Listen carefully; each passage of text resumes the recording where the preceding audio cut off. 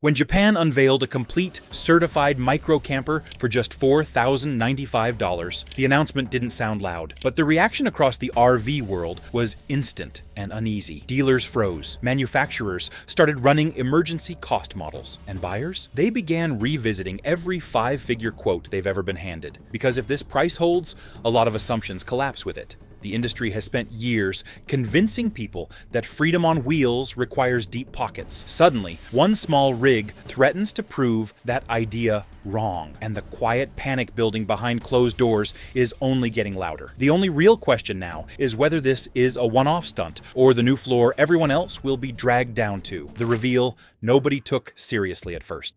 The announcement did not look like a global event. No auto show stage, no stadium crowd. Just a compact chassis rolling onto a painted floor inside a modest Japanese factory. Lights bright enough for the cameras and a presenter who sounded more like an engineer than a salesman. He described a small recreational vehicle built on a proven light commercial platform. Road legal, certified. Seats by day, sleeping space by night. Nothing unusual yet. Then he named the price. $4,095. People watching did what you would do. They paused the stream. They rewound the audio. They checked the subtitles for a missing digit. The number stayed the same. Import agents clipped the frame and dropped it into group chats. Industry analysts tried to squeeze that price into their existing cost models. It did not fit anywhere, because this was not a bare delivery shell. It was a complete micro-camper with a finished interior, selling for less than what many Western builders pay just to get an empty van on a truck. What this little Japanese R-vee actually is. On the street, it could pass for a tidy courier van, short overhangs, manageable height, simple boxy silhouette. It does not scream luxury coach. And that is exactly the point. Open the rear and the intent becomes obvious. A flat convertible platform runs the length of the cargo area, turning from bench to bed in a few quick moves. Storage modules are bolted along the sides, built like sturdy crates rather than custom furniture. A compact kitchenette block with a small cooking surface and a simple sink ties into a removable water container. Lighting is integrated into the ceiling in straight lines. Ventilation exits through a fan at the rear. Windows are placed where they actually serve view and airflow, not where a designer thought a curve would look dramatic in a brochure. There is no built-in television, no slide-out rooms, no faux stone counters. But it is not a hollow shell either. You can sit, cook something basic, lie down, and close the doors on a real enclosed space. It is a minimalist answer to what do you really need to travel and sleep, rather than a rolling living room. Why $4,095 breaks? The usual math. In North America and Europe, buyers have been trained to treat freedom on wheels as a major financial commitment. A bare commercial van chassis alone often costs more than this entire Japanese rig. By the time paint, insulation, cabinetry, plumbing, wiring, and overhead are layered on, the sticker routinely jumps into the tens of thousands, sometimes into six-figure territory. So, when a fully built, road-legal Japanese R-vee appears at $4,095, it does more than look cheap. It makes a lot of existing prices look arbitrary. Owners with five-figure loans suddenly find themselves wondering how much of what they paid was parts and labor, and how much was tradition, marketing, and habit. Dealers feel the unease from another angle. Their spreadsheets rely on a safe distance between the cost of new stock, the price of used inventory, and the lowest realistic entry point for a functional rig. This Japanese number jumps straight into that space and sits there like a rock. On paper, it should not be possible. Components cost what they cost. Workers have to be paid. Shipping is not free. Profit has to live somewhere. To land the finished product at $4,095, something fundamental has to change in the way the recreational vehicle is designed, sourced, and assembled. Designed to be cheap on purpose, not cheap by accident. Most Western rigs are laid out like small apartments. Curved cabinetry, multiple materials layered over one another, hidden compartments, and decorative trims that look impressive on a sales tour and quietly devour labor hours in the factory. The Japanese $4,095 rig follows a different idea. Build the inside the way you would build an aircraft cabin or a tool van, not a hotel. Interior panels are flat and modular. They attach to pre-mapped mounting points in the walls and ceiling. Workers repeat the same movements in the same order instead of improvising around corners. Wiring runs through direct channels, accessible without destroying half the interior. Plumbing takes the shortest path between source and drain. Furniture modules drop into standard anchor points with the same fasteners every time. Even the outer shell is chosen to collapse steps. Lightweight composite or thermoplastic panels can be molded with color and surface finish built in, avoiding long multi-stage paint processes, less sanding, fewer masking steps, fewer chances for mistakes that require rework. This does not mean the rig is indestructible. It means the complexity has been pushed down. There are fewer shapes to cut, fewer joints to fuss over, fewer odd corners to trim by hand. Every missing complication removes minutes or hours of labor, which is exactly what a $4,095 target depends on, the cost stack. They quietly rearranged. Parts are only one slice of the bill. Where those parts come from and how they move matters just as much. A typical Western recreational vehicle builder might pull faucets from one country, hinges from another, and custom latches from a small specialty supplier several states away. Shipments are smaller, schedules are uneven, and every link in the chain takes its own margin. Warehouses hold inventory just in case and charge rent for the privilege. The Japanese builder leans heavily on dense local supply. Major components come from factories within a tightly drawn radius of the assembly plant. Hinges, panel sets, insulation boards, wiring harnesses, light fixtures, even certain cabin modules are produced by domestic suppliers already feeding parts into other high-volume industries. Because those suppliers are already making thousands of similar pieces for delivery vans and commercial fleets, they can extend that volume to a micro-camper line without reinventing their business. Contracts stretch over long runs. Per piece cost stays low. Deliveries travel shorter routes on predictable schedules in full truckloads. On the labor side, the same pattern holds. Instead of a long menu of floor plans and trim levels, there is essentially one configuration and a small family of options. Training is simpler. Quality checks are more repeatable. The line can be tuned for throughput instead of constant switching. Marketing overhead stays small. There is no global lifestyle campaign to fund. These rigs do not need massive showrooms with waterfalls and lounge areas. They need clear product information and a way to get from factory to buyer. No single move explains the $4,095 figure, but every small saving nudges the number downward. Shave a bit from parts, a bit from labor, a bit from logistics, and a bit from overhead. And eventually, you arrive at a total that looks impossible to anyone still carrying all the old weight. How logistics keep the advantage. Alive across borders. The usual story about imported rigs goes like this. Whatever advantage they have at the factory disappears once shipping and duties stack up. It sounds reasonable. Freight is expensive, paperwork is slow, and the ocean is wide. The Japanese $4,095 R-vee undermines that argument by being built for shipping from the start. Its length, width, and height sit comfortably within common container and roll-on, roll-off limits. Several units can share space that a taller or wider motorhome would waste. Every extra unit that fits into the same volume lowers the per-unit shipping cost. Freight charges that would crush a handful of oversized rigs become much easier to absorb when the load is dense and predictable. Factory location matters too. Plants that sit close to major export ports do not need expensive overland hauls just to reach the dock. Fewer transfers onto different trailers, less idle time in remote yards, lower insurance during the inland leg. Add all of that to the earlier savings, and you end up with a rig that is not just cheap in Japan, but still competitive after a realistic estimate of shipping and basic import costs. It does not magically remain $4,095 in another country, but it still lands at a level that embarrasses many supposedly budget domestic platforms. What this says about Western R-vee economics. Once you see the Japanese cost structure laid out, the Western model looks heavier than many buyers realized. Builders in the United States of America, Canada, and the European Union often start from a more expensive chassis.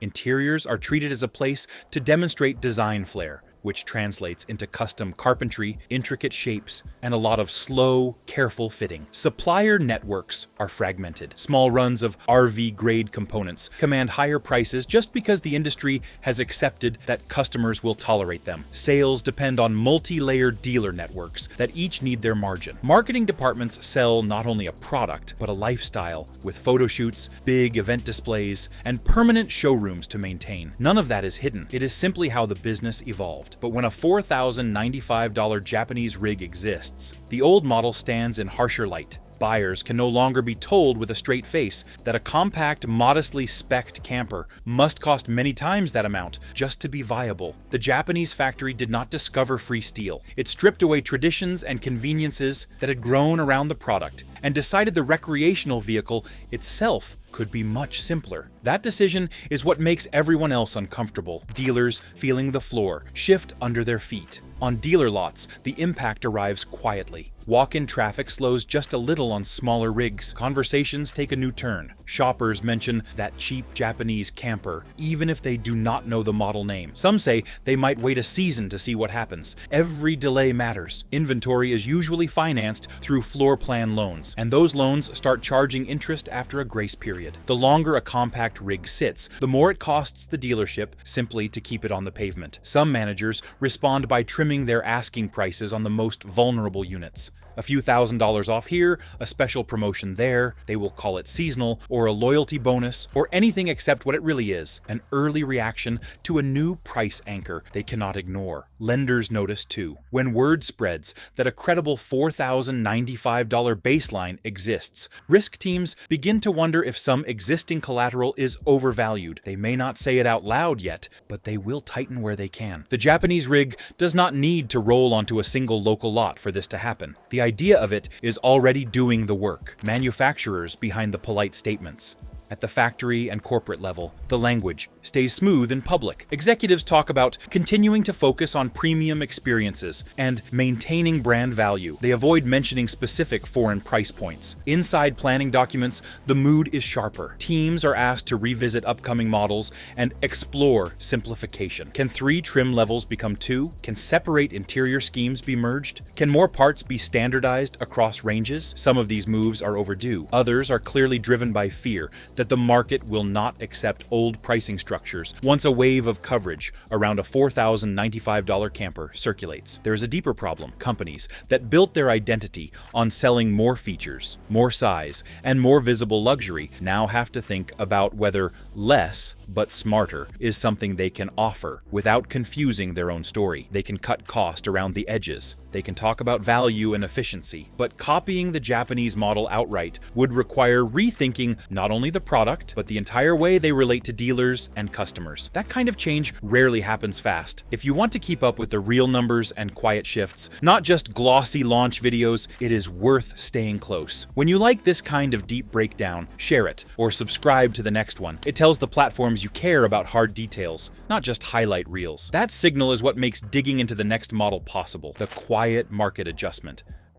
Price collapses almost never begin with flashing lights or sharp crashes. They start as barely visible shifts, quiet, scattered, and easy to mistake for routine. A compact used R-vee that used to draw offers in days suddenly lingers on the market. It doesn't go unsold forever, but it takes longer. And it finally moves only after the owner lowers the asking figure by a few $1,000s. At first, it feels like a one-off, something about timing or location, but then it happens again. Meanwhile, rental companies start trimming nightly rates on their most basic units. The goal isn't promotion, it's preservation. If rigs sit idle too long, the whole operation starts to lose money. Cutting 10 or 15% from the rate keeps the bookings coming. A loss in revenue per day is preferable to zero revenue at all. Individually, these changes feel minor, easy to explain away. Maybe it's a seasonal dip. Maybe travelers are just holding back for the holidays, but put the dots together and a pattern emerges. Buyers may never see the Japanese camper on a lot in their town, but the idea of it has already landed. They've read the headline. They've seen the screenshots. A real R-vee for $4,095 now exists somewhere on Earth. That knowledge reshapes the mental price map. It inserts a new floor, a new low anchor. Other rigs, even ones built entirely differently, start to feel inflated by comparison. Dealers whisper about a softening across certain categories. Auction clearances nudge lower. Inventory lingers. None of this is catastrophic yet. This isn't a free fall. It's a recalibration, a measured step away from the numbers everyone assumed were stable. A $4,095 camper doesn't need to appear everywhere to do damage. The mere existence of the number pulls gravity down. When the bottom moves, the middle adjusts, slowly, quietly, and with more force than anyone wants to admit. Who gains the most from this shift? Beneath the anxiety and market chatter lies an opportunity that millions have waited for without realizing it. For families who have long watched road trip channels while booking budget motels, a legitimate low-cost entry point into R-vee travel feels like permission to finally move. A small camper priced within reach means no more years of saving just to sleep on wheels. For mobile workers, tradespeople, and seasonal crews, it represents something simpler: independence. The ability to live near the job, avoid leases, and still have a private space to rest. Even small rental operators and tour companies see the potential. A durable, inexpensive platform allows fleets to expand and attract new customers who would never consider an $80,000 rig. Volume replaces margin, and mobility becomes more democratic. The Japanese $4,095 camper is not perfect. Those seeking apartment-level luxury, deep storage, or extensive off-grid systems will still look higher up the range. Yet for those who treat a recreational vehicle as a practical tool rather than a status symbol, it removes the last real barrier to entry. The dream of affordable mobility shifts from fantasy to calculation. The market might be nervous, but a new group of travelers is quietly getting ready to roll out people who never thought they would be able to, now seeing a door open for the first time in decades. The risks that do not show up on the sticker. A low price does not erase long-term responsibility. In some ways, it makes it easier to step into obligations without thinking them through. Warranty terms on ultra-affordable rigs are unlikely to be generous. Coverage windows may be short. Service networks far from the original market may be thin. You may find that the part you need is cheap, but the wait time to get it shipped is not. Durability is an open question. The design choices that made the $4,095 figure possible are sensible on paper, but real life includes potholes, salt, and owners who load more than they should. Lightweight panels and minimalist structures will age differently than heavy overbuilt coaches. Running costs remain: insurance, storage, maintenance, and, if there are significant electrical systems, energy access and upgrades all pile up slowly. The danger is not a single huge surprise, but a long string of small ones that add up. There is also the imitation problem. Once one manufacturer proves such a low price is possible, others will pitch their own answers. Some will reach that level by working as carefully as the Japanese plant. Others will push quality and safety margins they should not touch, hoping nobody notices until after the sale. To the casual buyer, they may all look similar in a photograph. Cheap freedom is still a trade. You give up margin, and sometimes you give up resilience. Knowing which is which before you sign is the real work. How to move without getting caught in the shockwave. If you already own an R-vee, the arrival of a $4,095 competitor does not erase the value of the miles you've logged or the use you still plan to get. Markets move slower than emotions. Selling in a hurry usually sacrifices leverage and money for no real gain. The smarter move is to understand where your rig sits in the hierarchy. A luxury coach is not competing with a minimalist micro camper, and even mid-tier family rigs lose value in layers, not sudden cliffs. Your timeline matters as well. If you are planning to keep the rig for years, short-term turbulence barely changes your long-term cost. A recreational vehicle still does its job, regardless of a cheaper option existing somewhere else. For shoppers, observation beats reaction. Watch for subtle patterns. Compact rigs discounted earlier than usual, private sellers dropping prices faster, listings lingering longer, or rental fleets testing smaller units at lower rates. These quiet signals reveal more about your local market than any headline. The Japanese microcamper is a catalyst, not a prophecy. Some regions will adjust quickly, others slowly, and some not at all. Compact segments may soften, while larger rigs remain stable. Geography, season, and local demand shape the response. The opportunity is not simply chasing the lowest possible price. It is using this shift to negotiate smarter. Do not pay for bundled features you will never use. Question any dealer claiming their offer has no room left. The very existence of a $4,095 rig proves many old assumptions were inflated. When the timing lines up, when prices soften in your area, and the right model appears, you can step into a rig that fits your real life, not the brochure version of it. This moment isn't just about saving money. It's about regaining clarity in a market long shaped by tradition and overconfidence. Japan did not just unveil a cheap camper. It proved that the definition of what a real R-vee must cost was never as fixed as the industry wanted buyers to believe. $4,095 for a functional, road-legal micro-camper is a number the rest of the market cannot unsee, no matter how hard they try to explain it away. Maybe you will never buy that exact model. Maybe your plans point in a different direction, but the signal is unmistakable. Every sticker you see from now on will sit in the shadow of that figure. The question is how you choose to navigate that new reality. And I want to hear your take. Would a price this low change your plans? Or does it raise more questions than answers? Drop your thoughts below. If this breakdown helped you read the market more clearly, hit like and subscribe so you don't miss the next major shift before it reaches the lots.